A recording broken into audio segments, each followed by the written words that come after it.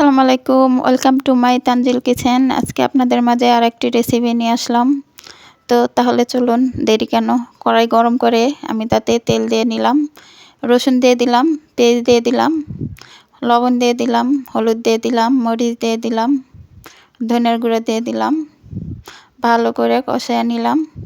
কষানো হয়ে গেলে আমি এখানে চিংড়ি মাছ দিয়ে আর একটু কষিয়ে নেব। কষানো হয়ে গেলে আমি এখানে পুঁই শাকের বিচিগুলো দিয়ে দেব, আলু দিয়ে দিলাম। আমি এবার বেশ ভালো করে কিছুক্ষণ কষিয়ে নেব।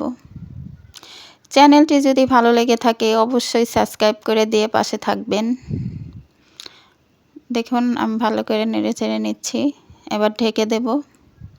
ঢেকে বেশ কিছুক্ষণ রান্না করে নেব, কারণ পুঁই শাকের বিচি বেশিক্ষণ লাগে না রান্না হতে। দেখুন আমার রান্নাটা হয়ে গেছে, কতটা পারফেক্ট হয়েছে। এবার আমি একটা পাত্রে ঢেলে নিচ্ছি। দেখুন অসম্ভব মজার হয়, এভাবে রান্না করে একবার দেখবেন।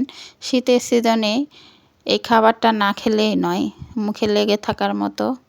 চিংড়ি মাছ দিয়ে পুঁই শাকের বিচি রান্না একবার ট্রাই করে দেখতে পারেন বাসায়।